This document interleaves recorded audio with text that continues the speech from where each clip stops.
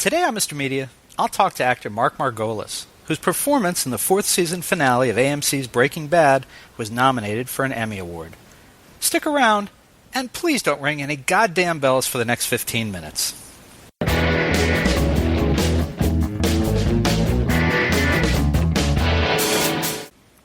This is Bob Andelman, and this is the Mr. Media Interview, brought to you today by the Stitcher app for mobile devices.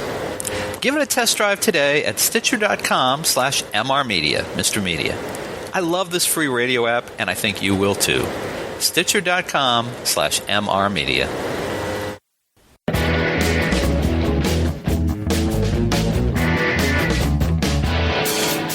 Mr. Media is recorded live before a studio audience of mouth breathers, ear wigglers, toe tappers, and other social malcontents who envy Mark Margolis and his cheek twitches and ding-dong in the new media capital of the world, St. Petersburg, Florida. There are at least three elements to an award-winning acting performance. First, it starts with the source material. Is the writing sharp, evocative, and provocative? Second, does the actor understand the words on the page, and can he extend their value from words to performance? Finally, is the audience emotionally moved by the actor? Now, if you've been watching the AMC drama Breaking Bad over the years, you've had the privilege of seeing some extraordinary performances by the lead actors, Bryan Cranston, Aaron Paul, and Anna Gunn. But some of the greatest moments have been of the smaller, more isolated type, like the ones featuring my guest today, Mark Margolis, who plays, or should I say played, Hector Tio Salamanca. You remember Hector, the notorious, bloodthirsty bastard we met as an old man and later in flashbacks as a young badass. As Hector, Margolis never says a word, communicating extraordinary viciousness and anger with nothing more than a glare and the pounding of a little bell. Margolis was so terrifying as a bell ringer that he's been nominated for the 2012 Emmy Award as Best Guest Actor in Breaking Bad. And hopefully he doesn't have that damn bell with him now. Mark Margolis, welcome to Mr. Media. Thanks. I like the way you broke it into the three sections that are needed to arouse interest. That was interesting. Well, directors, I'm sure they have a place in there somewhere, but I was trying to be brief. No, but actually, I liked your other opening also, where you spoke about who your audience was. We once, years ago, wrote a grant proposal, and they asked who we would be performing for, and we included motorcycle enthusiasts. I think you should throw that in.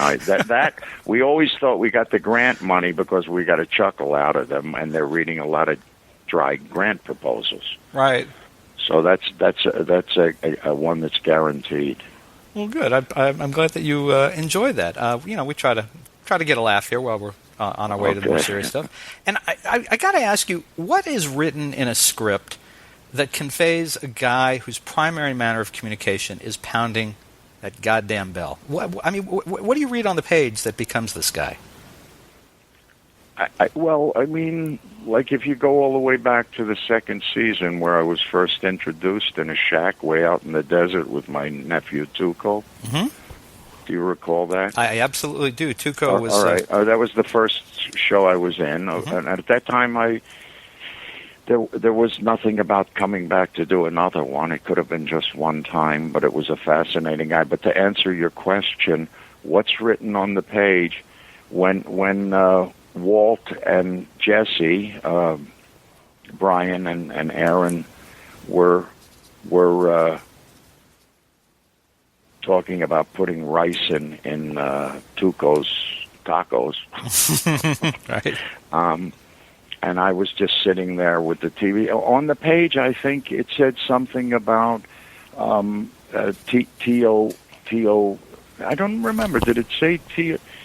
You know what was on the page originally had something to do with the fact that he's kind of in a catatonic state, but his mind works. He's not really out of it. And we don't find that out. We don't know immediately that his mind works. But when you were talking about can an actor take the words on the page and transfer it into action, whatever. In my case, except for 2 flashbacks, there were no words on the page. But everything is still pretty much the same.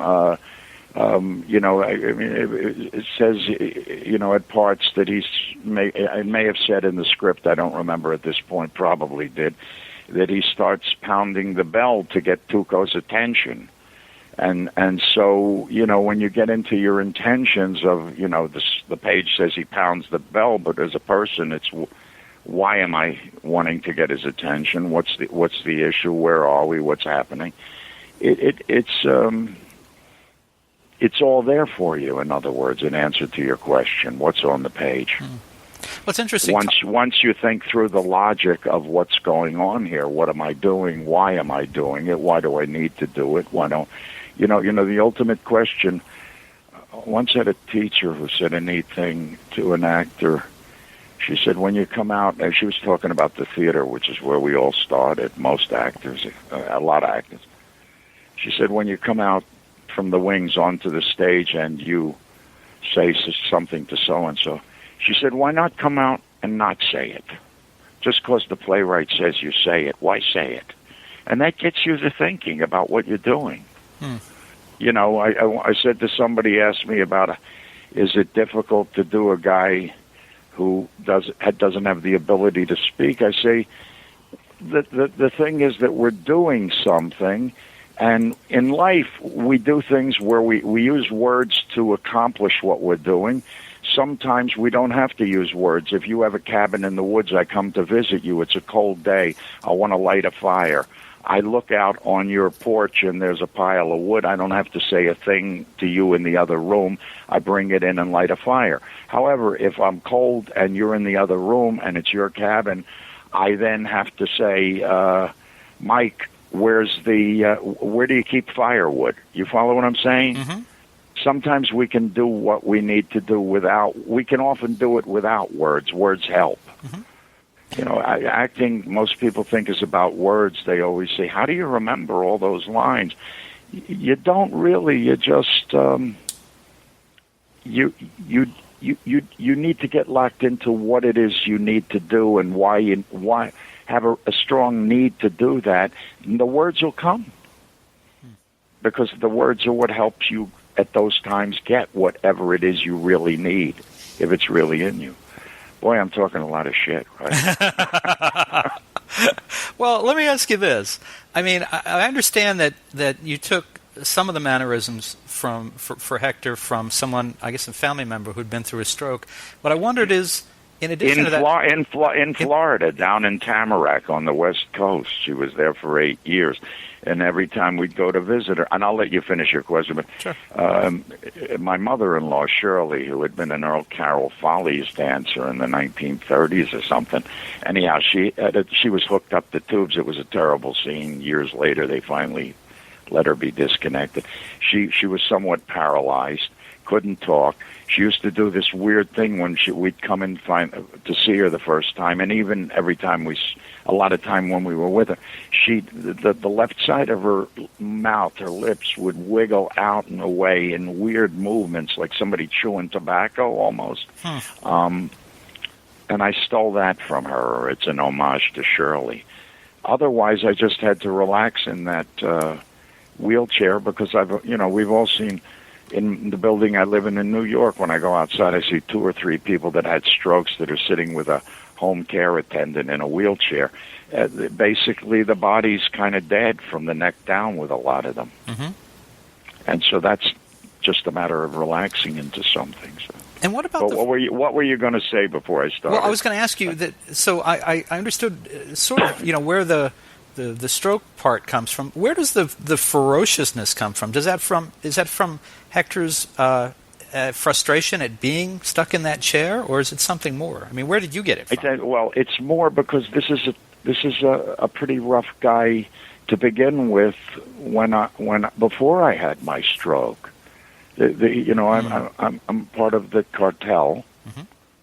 Mm-hmm. I deal with certain people in certain ways.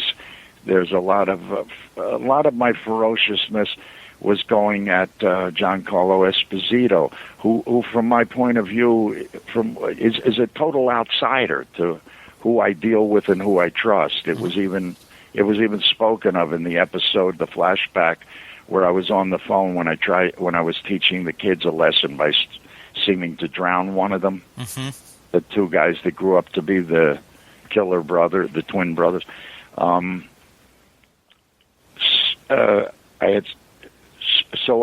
some of it comes with the frustration of being locked in that body. And I think then there's a small part of it. Anybody that knows me would agree that Mark Margolis is a pretty nasty, miserable bastard to begin with. There is some truth in that. I find that a little hard to believe based on just this now I conversation. have friends that speak of me as a curmudgeon. Well, okay. But a guy once, I was sitting at a table with a bunch of American actors and some East European actors, and this guy said to the group of East Europeans, he said, I love the way you people function. You have a darker view of life. Americans always think everything's going to turn out all right, except for Mark Margolis, who always knew it would turn out badly. I loved what he said. But I mean, that was his take on me, and there's some truth in that. I'm kind of a downer of sorts. Had you ever played someone as badass as Hector? Well, the guy in Scarface, who I used G. Gordon Liddy, wrote a book called Obsessed. You know, the guy that was the Watergate burglar who had been a district attorney. Yeah, radio host. He ended up as a radio host. Yeah. You do the crime, you have to do the time on radio. The guy I played, Alberto, was the reason I used Liddy was this book. My character was obsessed the way Liddy describes himself in his early days in the book. And I think Alberto was a pretty nasty person in a much more subdued way. It was contained. Though when I got in the car with Pacino in New York, there was a certain viciousness going on my part in the argument with him as we followed a car. So. And are you able to go in and out of this character? You know, when you've played Hector, like when you're on set, do you have to stay in that character between takes, or are you able to relax and then just resume? I can relax. Yeah, it's an interesting question because, I mean, I come from, I guess, what's called the method school. It's a terrible word to use. My great teacher was Stella Adler, and I later went to Lee Strasberg, though everything that's in me, I don't even know what it is anymore, all comes from Stella.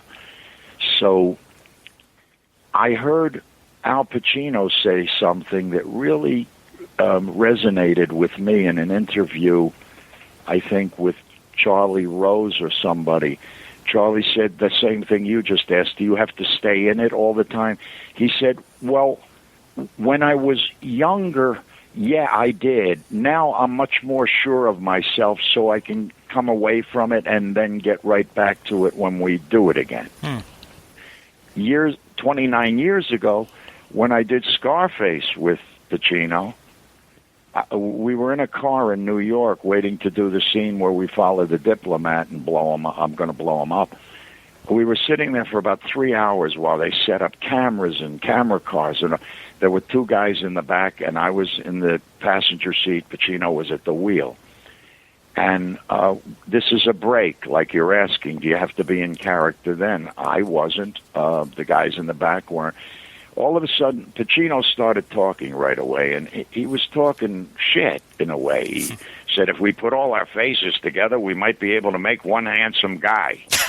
And it was one thing after another like that, and I thought, what is wrong with this guy? This is like being back in high school listening to that kind of shit. And then after about 20 minutes of listening to this, I woke up and I said, this is not Al Pacino talking. This is Tony Montana talking shit. This guy is staying, which is, marvelous to do. There were times when I did this when I was younger. I once played Dracula in a production in Massachusetts at a regional theater that was located on a college campus. And in the early evening, I used to crawl up a small tree and sit in the high limbs and look at who was walking across the campus that I was later going to attack. I think if I had been found up in the tree, I would have been arrested. But it got me into Dracula's mind. So the answer that I've just dragged out for about 10 minutes is, as you get older and more sure of yourself, you can come away. However, there are parts, even when you're older, that are very complex. I'm going to be in something I'm leaving for in a couple of days, that it'll be that where you might have to stay very close to the character and not come away during the breaks too much, or you're going to be in trouble when you have to come back to it. It depends on, how difficult the project is and how complex. The more complex the person is, it's a bigger job. Well, Mark, before we have to wrap up, I want to ask you about this incredible honor, this Emmy nomination for Breaking Bad. How did you find out, and were you surprised, or were you somewhat expecting it might happen? I knew it. I kind of, the day before, knew they were going to announce nominations. I think AMC tried to get me nominations the year before also, but I'm lazy, so I was sleeping late. Not that late, but late by most people's. The phone rang, and I didn't want to get up, and I couldn't hear what the message was. And then I got up and had 2 cups of coffee and played it, and it was my manager and my agent on Rob Colker and Robert Adderman. They were on a conference call, congratulating me, saying that. So then I went out and smoked a cigarette and thought, why the fuck didn't this happen to me when I was in high school? Good question. Could have had a couple of dates.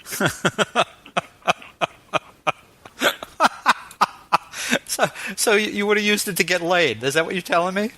Well, in the 1950s, there was nothing you could use to get laid. As lucky as you could get was maybe to remove a bra. I guess there are a few guys that was a whole different time. The sexual revolution happened later. I once spoke to a high school buddy who was a really good-looking guy and a jock, and I asked him if he had actually gone the whole way, made love with somebody, and he said no, the only guy he knew was this one other guy who was also a famous jock and very good-looking, and he said he's the only one in our whole school, our whole graduating class, which was a couple hundred people, that was a different time. And so what impact has the nomination had? Are you getting laid now? Are you getting jobs? I'm in the middle of a 50-year marriage. So the answer could be yes or no. She's still, when I told her I had been nominated, she was about as excited as if I told her I had a subscription to the New Yorker. Oh, come on! I don't believe that for a minute. I'm kidding. No. It's been very nice. It's been nice. Has it brought more work or more offers or better offers? I don't know. I think one of my agents got a little bit of leverage in a negotiation that happened to be going on at that time. But no, I don't. I don't know that. Maybe in the future it will. No, I don't have. I'm going to do a film in Iceland with Darren Aronofsky in a couple days that Russell Crowe's the lead in, Noah, which is the biblical story of Noah. He's playing Noah. Wow. But that I had before this happened. Well, and you've done a couple of his films before. You did The Wrestler. I've done all of his films, actually. The only one I didn't appear in was Black Swan, because it was a tiny little scene that they did no coverage of, so it didn't exist in the final cut. But yeah, I've been in everything since Pi. You could have been in the background in tights or something. Come on. I was actually in the background in a big scene with patrons of the ballet. Huh. I had a little scene there as the head patron, but now all you see, if you don't blink, you can see me standing among the patrons in tuxedos. It's a milestone, after all. All right, well, I've got one more question for you. And then I had the best. I got a congratulatory telegram from Michael Slovis, who's the director of photography of Breaking Bad. Mm-hmm. He's also nominated. He's a marvelous, very bright, witty guy. He said, "Congratulations, it's amazing and coming so early in your nascent career." Very nice. Good to have friends. Yeah, he's funny. All right, last question. I don't. This may be the dumbest thing you've ever been asked. You'll have to tell me. But how might you play a guy like Hector differently if Breaking Bad was not a drama but a comedy? That's funny. All right. Well, I'd certainly drool more. And then stare at the drool to get a couple laughs. It's a funny idea. That's a marvelous idea. A lot of things would go in different directions. Maybe we can get you a role on Modern Family, and you can do that. I'd probably wear a feathered cap or something. Something that a Follies girl would wear, just to have some panache. Nice, very nice. And I'd probably ding every time a pretty girl walked by, or I'd rate them by the dings. Oh, that would be good. She was a 10 ding or a 2 ding or a 6 ding. No, you said it was that the stupid? No, that was an interesting question. Yeah, well, that's a good answer. I'd give it a 10 on a 1 to 10. It's not a stupid question. Well, then I definitely know it's time for me to pull in the carpet and call it a day. To leave while things are going well. All right. Well, folks, listen, I don't think you aren't likely to see any new episodes of Breaking Bad featuring Emmy Award nominee Mark Margolis as Hector Tio Salamanca.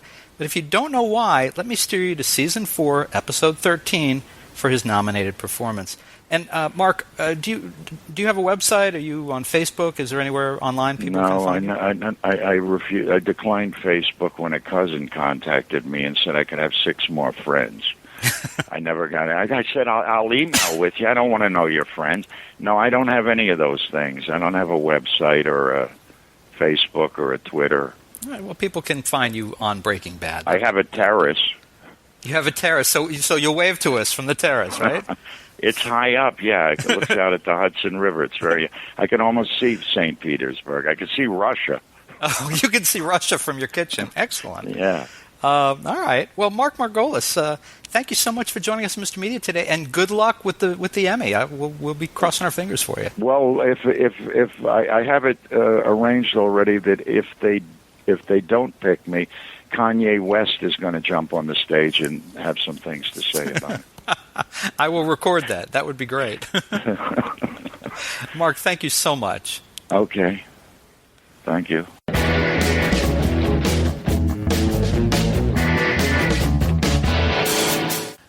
You can see and hear almost 1,000 Mr. Media interviews by visiting our main site, mrmedia.com, mrmedia.com. Or check out the more than 200 video interviews on the Mr. Media radio site on YouTube. And I'd sure appreciate if you'd show some love for Mr. Media's advertisers, including Stitcher. Apple named Stitcher a top 5 news app of 2011.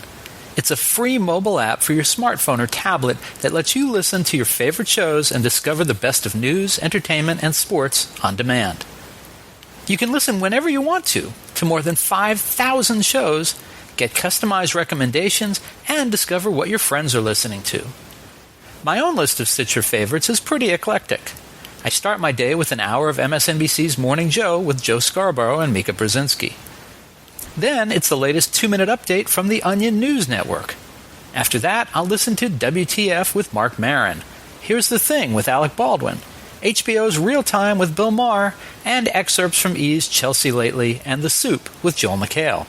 Also in regular rotation on my Stitcher playlist, the BS Report with ESPN's Bill Simmons, the TechCrunch headlines, and the Don Geronimo Show.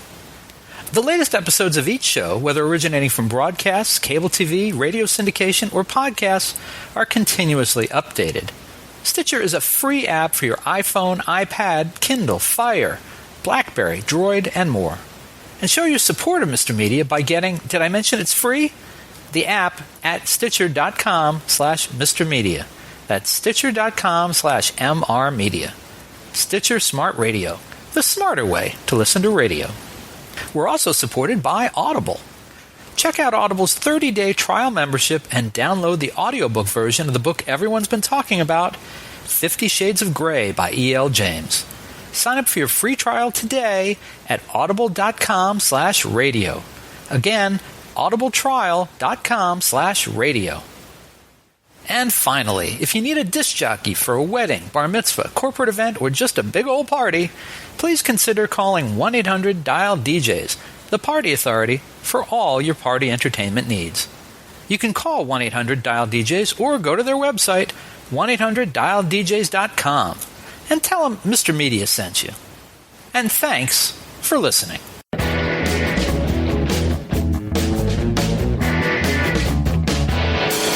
Hey folks, this is comedian Mark Maron, and what the fuck? Why are you listening to Mr. Media Radio?